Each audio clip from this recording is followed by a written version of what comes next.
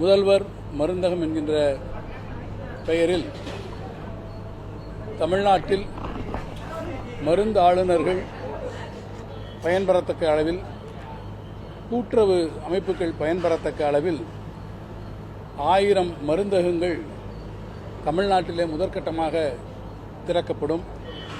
குறிப்பாக நீரிழிவு மற்றும் இரத்த அழுத்தம் போன்றிருக்கக்கூடிய நோய்களாலே பாதிக்கப்படக்கூடிய பொதுமக்கள் அவற்றுக்கு உரிய மருந்துகளை பெறுவதிலே அதிக அளவு அவர்களுக்கு பணச்செலவு ஏற்படுகிறது என்பதை கருத்திலே கொண்டு அவர்களுடைய அந்த சுமையை குறைக்கக்கூடிய வகையில் மிக குறைந்த விலையில் அந்த மருந்துகள் பொது பெயர் வகை, அதாவது ஜெனரிக் மெடிசன் என்கின்ற வகையிலே, பிராண்டடாக இல்லாமல் ஜெனரிக் மெடிசன் என்கின்ற வகையிலே அந்த மருந்துகள் குறைந்த விலையிலே கிடைப்பதை உறுதி செய்யக்கூடிய வகையில் இந்த மருந்தகங்களை அமைப்பதற்கு அவர்கள் இன்றைக்கு அறிவிப்பினை செய்திருக்கிறார்கள். இது பொதுமக்களுக்கு பயன்படக்கூடிய அதே வேளையில் பலருக்கும் வேலைவாய்ப்பினை உருவாக்கக்கூடிய ஒரு மிகச்சிறந்த அறிவிப்பாக இந்த அறிவிப்பு அமைந்திருக்கிறது. அதேபோல முதல்வரின் காக்கும் கரங்கள் திட்டத்தினுடைய அடிப்படையில் தாய்நாட்டிற்காக தங்களுடைய இளம் வயதை முழுவதும் இராணுவ சேவையிலே கழித்து நம்முடைய நாட்டை காக்கக்கூடிய பணியிலே ஈடுபட்டிருக்கக்கூடிய முன்னாள் படைவீரர்களுடைய பாதுகாப்பான வாழ்க்கையை உறுதி செய்யக்கூடிய வகையில் முதல்வரினுடைய காக்கும் கரங்கள் என்கின்ற ஒரு புதிய திட்டத்தை மாண்புமிகு முதலமைச்சர் அவர்கள் அறிவித்திருக்கிறார்கள். இந்த திட்டத்தின் அடிப்படையிலே முன்னாள் படைவீரர்கள் தொழில் தொடங்குவதற்காக ஏறத்தாழ 1 கோடி ரூபாய் வரை வங்கிகள் மூலமாக கடனுதவி பெறுவதற்கு வழிவகை செய்யப்படும். இந்த கடன் தொகையில் 30% அதற்கு மானியமாக, மூலதன மானியமாக அதற்கு வழங்கப்படும்.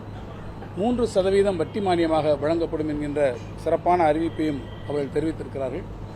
இந்த தொழிலை தொடங்குவதற்கு நம்முடைய முன்னாள் படைவீரர்களுக்கு உரிய திறன் பயிற்சி வழங்குவதற்கும் அவர்களுக்கான மேம்பாட்டு பயிற்சிகளை வழங்குவதற்கும் உரிய ஏற்பாடுகள் செய்யப்படும் என்பதும் அவர்கள் தெரிவித்திருக்கிறார்கள். அடுத்த 2 ஆண்டுகளில் 400 முன்னாள் இராணுவத்தினர் படைவீரர்கள் பயன்பெறத்தக்க அளவில் 400 கோடி ரூபாய் மதிப்பில் ஏறத்தாழ 120 கோடி ரூபாய் மூலதன மானியம், அதேபோல 3 விழுக்காடு வட்டி மானியமும் சேர்த்து இதற்கு வழங்கப்படும் என்பதையும் மாண்புமிகு முதலமைச்சர் அவர்கள் தெரிவித்திருக்கிறார்கள். அதேபோல தியாகிகளுடைய ஓய்வூதியம் வழங்குவதிலே விடுதலை போராட்ட வீரர்களுக்கு தற்போது வழங்கி வரும் மாதாந்திர ஊதியம் 20,000 21,000 வழங்கக்கூடிய சிறப்பான அறிவிப்பு.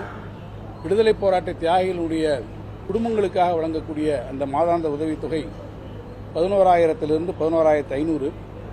அதேபோல வீரபாண்டிய கட்டபொம்மன், சிவகங்கை மருது சகோதரர்கள், முத்துராமலிங்க விஜயரகுநாத சேதுபதி ராமநாதபுரம் மன்னர், கப்பலோட்டிய தமிழர் வஉசி போன்ற மிகப்பெரிய விடுதலை போராட்ட வீரர்களுடைய வழித்தோன்றலுக்கு வழங்கக்கூடிய மாதாந்திர சிறப்பு ஊதியம் 10,000 ரூபாயிலிருந்து 10,500 ரூபாயாகவும் வழங்கப்படும் என்பதை அறிவித்திருக்கிறார்கள்.